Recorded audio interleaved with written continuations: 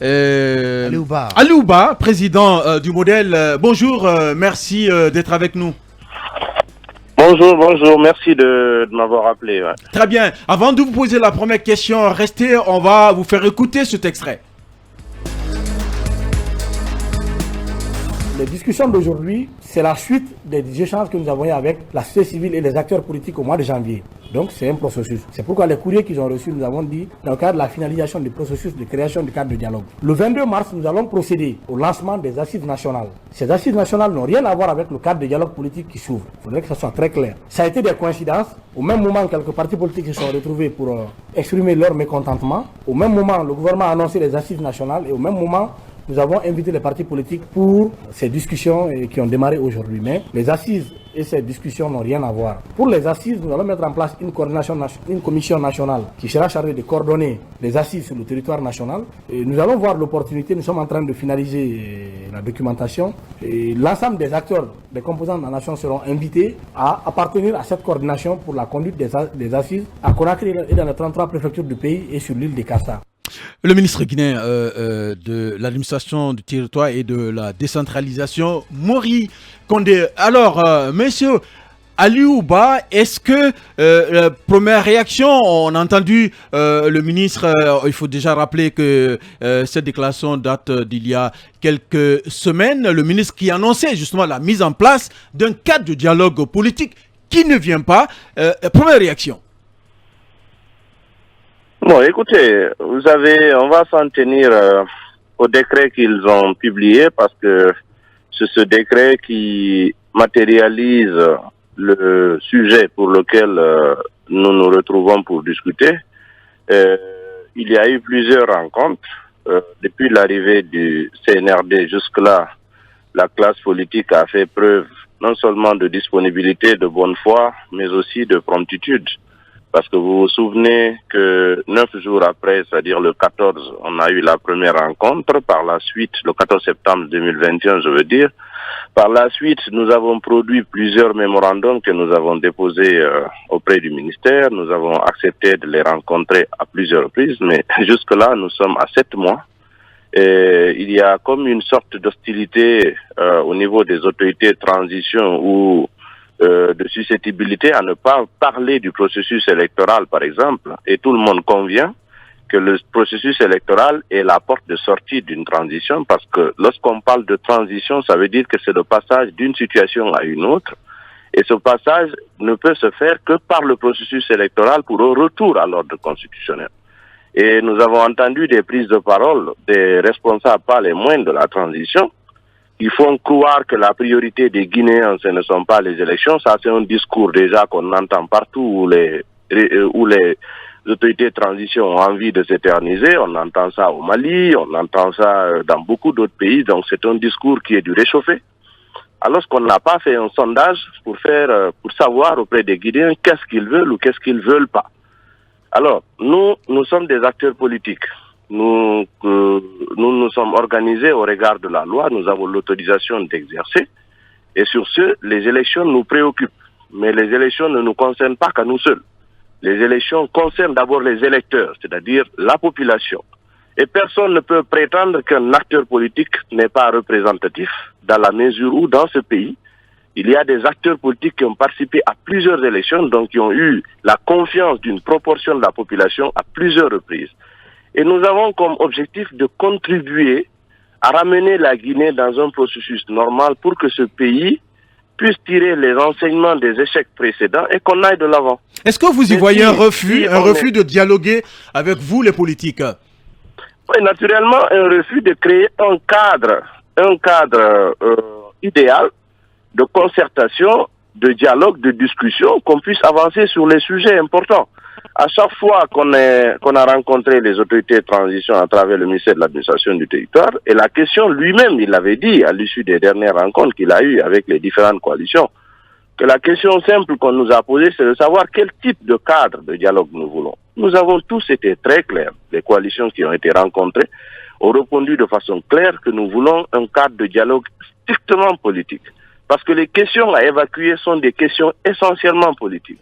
Avec la participation des acteurs que nous avons clairement identifiés, à l'occurrence les acteurs de la société civile pour participer en termes de témoignages, les acteurs du G5, c'est-à-dire le groupe des ambassadeurs qui ont l'habitude d'accompagner la Guinée dans le processus électoral et dans les processus politiques, le ministère de l'administration du territoire, le gouvernement, et ainsi que le CNT, pour que toutes les décisions qui méritent d'être transformées en loi, c'est-à-dire qu'on légifère là-dessus, que ces décisions-là soient prises en compte et que le CNT en prenne charge. Et pour en ce qui concerne le gouvernement, qu'ils prennent en charge les décisions consensuelles qui sortiront de ce cadre de dialogue. Je crois que c'est pas quelque chose de compliqué. D'accord, acceptez qu'on vous pose des questions.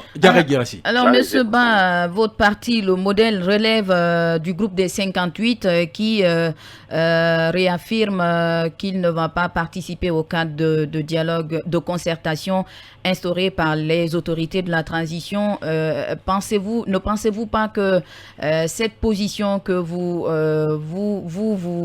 avez décidé de prendre pourrait quand même vous être préjudiciable, puisque le plus souvent on dit que ce qui est fait sans nous, c'est contre nous? Vous savez, en Guinée, ces types d'adages, on les a beaucoup pratiqués, mais ça n'a pas servi à grand-chose. Au temps de Alpha Condé, on nous disait souvent, et ceux qui ont envie de faire le double jeu, d'ailleurs, ils s'en servent souvent pour dire que la politique de chaises vides ne paye pas, étant donné qu'ils ont rempli des chaises et il n'y a jamais eu de résultat pour la Guinée. Je ne parle pas de résultat pour eux, je parle de résultat pour la Guinée, parce que si la préoccupation, c'est notre pays, il ne sert à rien de cautionner des décisions qui ne peuvent pas permettre d'aller de l'avant. Le modèle, comme vous l'avez dit, est signataire des 3 déclarations du G58. Je vais préciser que le G58 n'est ni une alliance, ni une coalition. Ce sont des partis politiques qui ont une vision commune, une lecture commune de la situation selon des questions spécifiques et circonstancielles qui se réunissent, qui prennent des décisions ensemble et qui signent des déclarations. Donc le modèle en fait partie, et la dernière déclaration numéro 3, nous avons clairement dit qu'au regard du refus des autorités de transition de créer un cadre idéal de dialogue, nous ne souscrivons pas au décret tel qu'il a été rendu public, parce que ce décret-là est un décret de fourre-tout. Donc on cherche à mélanger tellement de choses qui ne peuvent pas marcher ensemble, et on veut faire croire à l'opinion publique nationale et internationale que la classe politique n'est pas de bonne foi, étant donné que si on se met dans l'argumentation, toutes les personnes qui sont de bonne foi savent qu'aujourd'hui, il y a un projet de manipulation, et ce projet de manipulation ne va pas dans l'intérêt de la Guinée. Emmanuel. Il y a quand même cette interrogation. Vous avez dit tantôt que toutes les coalitions qui ont été reçues par le ministère de l'administration du territoire ont souhaité avoir un cadre de dialogue strictement politique. Mais il se trouve que justement, toutes n'ont pas fait ce choix, parce que la CPR, par exemple, a milité pour un cadre plutôt mixte avec la société civile et autres. Et les organisations de la société civile, justement, dont vous avez parlé, n'ont pas milité pour être présentes en tant que témoins, mais en tant qu'actrices. Et aujourd'hui, elles se réjouissent. Est-ce que finalement, vous ne pensez pas que le ministère a peut-être pris finalement en compte l'avis majoritaire? Dans l'avis majoritaire, il vous appartiendra de me démontrer alors le nombre de partis qui ont choisi ce que le ministère a décidé de faire. Pour le moment, je n'en sais rien. Si vous parlez peut-être d'avis majoritaire, c'est que vous avez sûrement fait le décompte et le ministère n'a pas fait une communication dans ce sens-là pour vous faire savoir en réalité s'il y a tel nombre qui ont choisi ceci et tel nombre qui n'ont pas choisi cela. Mais encore une fois, soyons simplement guidés par notre bon sens. Pour les questions politiques, elles concernent les acteurs politiques. Nous sommes des acteurs politiques, on ne doit pas manifester une hostilité vis-à-vis des acteurs politiques. En plus, tout ce que nous avons subi et que nous avons enduré, qui nous ont menés à cette situation, ce sont ces petites combines, ces petits calculs. On se croit rusé et on pense qu'il faut rouler les gens, il faut leur faire perdre du temps. Une transition qui fait 7 mois, bientôt 8 mois, qui n'a ni durée, ni processus électoral, qui n'a en fait pas de colonne vertébrale. Parce que lorsqu'on parle de transition, la transition, c'est le processus électoral, c'est la colonne vertébrale de la transition. On ne peut pas réinventer ça. Mais parlant de la durée, Monsieur Ba, parlant de la durée, comment comptez-vous l'obtenir? Justement, c'est de tout ça qu'il faut discuter. C'est-à-dire? Moi, j'ai été reçu chez vous. Moi, j'ai été reçu chez vous à Film, à Mirador, où j'ai présenté un projet que le modèle a eu à produire à travers une réflexion approfondie, fournie, un document qui a été partagé par tout le monde, où nous avons fait des simulations de délai par rapport à toutes les étapes essentielles du processus électoral. Et nous avons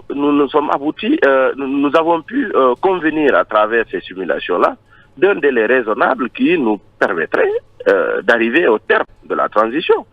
Si aujourd'hui il y a un cadre de discussion, parce que toutes les formations politiques ici ont des propositions à faire, nous en avons déjà formulé dans des mémorandums qui avaient été rendus publics et qui ont été envoyés aux autorités de transition. Même en retour, on n'a pas eu des annotations sur ces mémorandums-là. Donc qu'est-ce que vous voulez? On gouverne par nos idées, par nos propositions. Je pense que c'est ce que la démocratie souhaite. On ne veut pas passer par d'autres méthodes.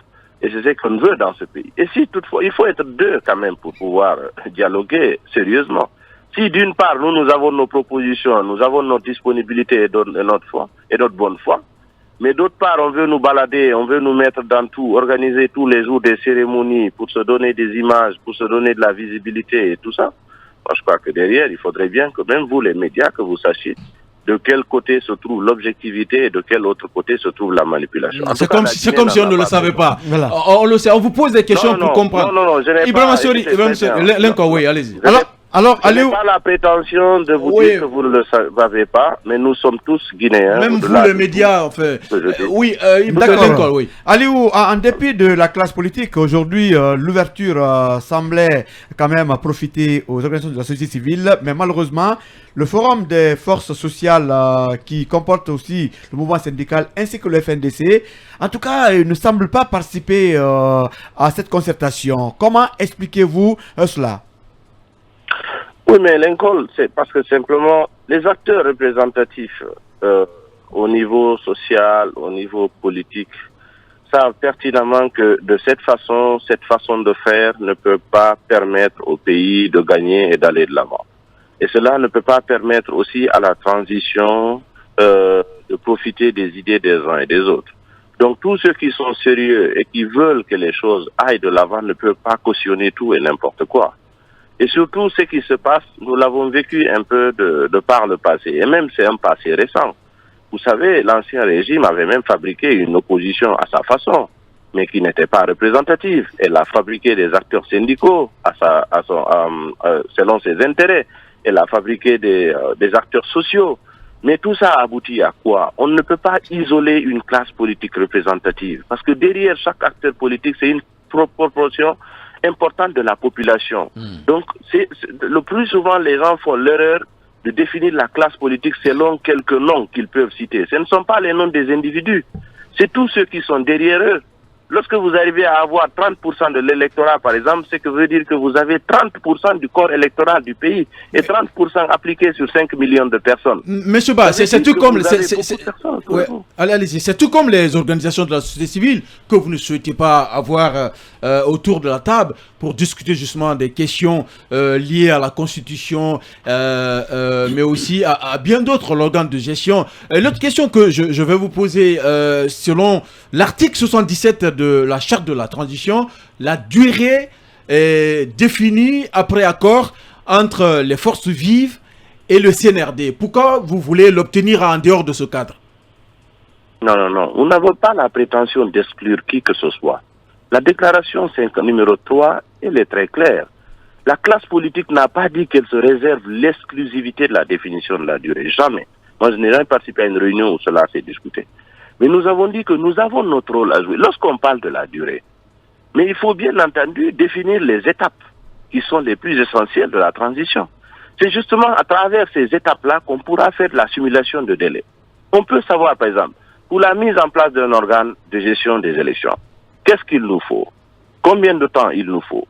De quoi avons-nous besoin comme soutien? Deuxièmement, parlant de la Constitution, parce que le processus électoral a deux volets.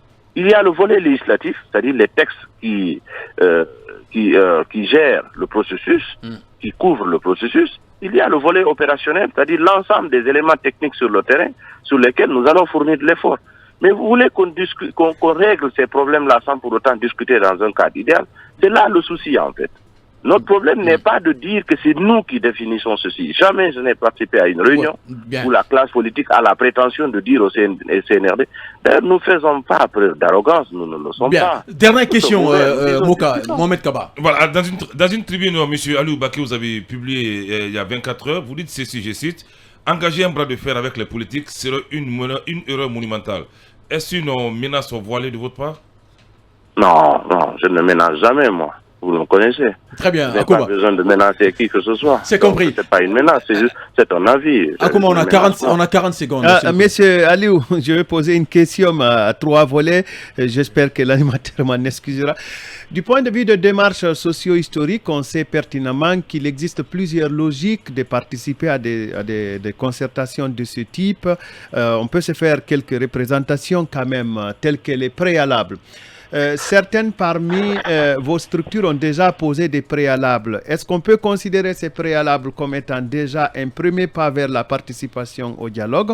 L'autre question, est-ce que si l'administration décidait de continuer le dialogue, les concertations sans vous en associer, et que cette administration vous transmettait le rapport du dialogue tout en demandant votre avis en tant que structure cible, concernée donc bénéficiaire également du résultat de ces concertations-là, est-ce que vous auriez à répondre? Et troisièmement, si la durée était déterminée du point de vue d'années ou de mois, si elle dépassait les 3 ans, quels auraient été les recours possibles pour les structures politiques? Bon, d'abord, je dirais que ce n'est pas d'abord le mandat de tout le groupe pour dire que tout ce que je dirais ici engage tout le monde. Ça, il faut que je le précise tout le temps, parce qu'à chaque fois qu'on se réunit, on choisit un porte-parole de circonstance pour faire le compte-rendu, donc on n'a pas un porte-parole attitré, donc je ne répondrai pas au nom du G58, je donnerai mon avis en tant que responsable du modèle. Alors, moi, je crois que on peut toujours rester réceptif à tout ce qui peut arriver, que ce soit des idées partagées. Si par exemple il y a des discussions et qu'à l'issue des discussions, on souhaite nous envoyer des informations relatives à ces discussions-là ou des rapports, il n'y a aucun problème à pouvoir les lire et bien entendu donner un avis. Encore une fois, moi je ne crois pas que quelqu'un s'est mis dans une posture d'hostilité vis-à-vis des autorités de transition. Il n'y a pas de divorce, il n'y a pas de rupture, il n'y a pas de... Donc nous souhaitons tout le temps rester en contact, échanger, discuter, mais échanger pour qu'on aille de l'avant. Maintenant, il y a certains qui peut-être participent à ces discussions-là. Moi, je ne commenterai pas leur position, leur choix d'aller participer. Ils ont peut-être leurs raisons à eux. Mais le plus important est que nous avons mis sur la table toute l'argumentation qui est vraiment nécessaire pour faire comprendre aux autorités de transition elles-mêmes ainsi qu'à l'opinion publique que si nous voulons aller de l'avant pour éviter toute forme de manipulation et de perte de temps, il faudrait bien qu'on essaye de voir dans quelle direction il faut aller, quels sont les préalables à réunir. Et aujourd'hui, je crois qu'à Kumba, depuis le 5 septembre jusqu'à maintenant, il y a eu un accord tacite entre tous les acteurs de la vie sociale, de la vie politique de notre pays, pour que cette transition, et tout le monde le martèle dans ses discours, nous voulons que cette transition soit la dernière dans l'histoire politique de notre pays. Mais pour qu'elle soit vraiment la dernière, il faudrait qu'on se débarrasse de tout esprit qui consiste à écarter les uns au profit des autres, ou toute question de tout profil qui consiste à faire de la prétention pour dire que tel a fait ceci, tel n'avait pas fait cela, nous n'avons pas besoin de tel ou tel autre. Mais même les discours qui sont en train d'être tenus au niveau des autorités de transition à l'égard de la classe politique et la méthode de faire ne sont pas des discours qui rassurent qu'à l'avenir, qu'on pourrait construire des choses ensemble. Et nous voulons pourtant construire ensemble. Et ça revient à la question tout de suite que M. Kaba vient de poser. Lisez l'article dans son intégralité et ne vous limitez pas au titre. Vous comprendrez que j'ai formulé beaucoup de conseils et de recommandations, surtout à l'endroit des autorités de transition, pour dire qu'on n'a rien à gagner à ouvrir un bras de fer. C'est vraiment une erreur monumentale, encore une fois, je le réitère. La classe politique, elle est représentative d'une proportion importante qu'il ne faut pas mettre à l'écart sous prétexte qu'on n'aime pas le visage de tel ou tel ou qu'on soupçonne de tel ou tel de quoi que ce soit. Moi, je crois que la Guinée, on peut avoir beaucoup à gagner à mettre nos intelligences ensemble pour aller de l'avant. C'est de ça qu'il s'agit. Oui, Talibé Bari. On a reçu M. Badiko ici avant-hier à la question de savoir si de ce cadre de concertation inclusive jaillissait une durée, quelle serait votre réaction, puisqu'il est signataire justement de cette déclaration du G58. Il nous disait que si cette durée était raisonnable, par exemple de l'ordre de 2 ans, en tout cas, son parti n'y trouverait pas à redire. Allô? Oui, oui. Je vous entends pas bien. Oui. Non, Oui, monsieur va, Badiko je vous entends. disait que si une durée de la transition émanait de ce cadre de concertation inclusif, que son parti ne trouverait pas à redire, alors qu'il est signataire justement de la déclaration du G58. Bon, écoutez, comme je l'ai dit tout à l'heure, Talibé, puisque le G58, les partis qui signent ne sont pas liés, si vous voulez, par des textes, des engagements écrits, ce n'est ni une alliance ni une coalition. Moi, je pense qu'à chaque fois qu'il y a une question spécifique, on se réunit entre acteurs politiques, on l'examine ensemble, on détermine dans quelle direction il faut aller, et ce sur quoi on s'est entendu, on essaye de consigner ça dans une déclaration, on la rend publique.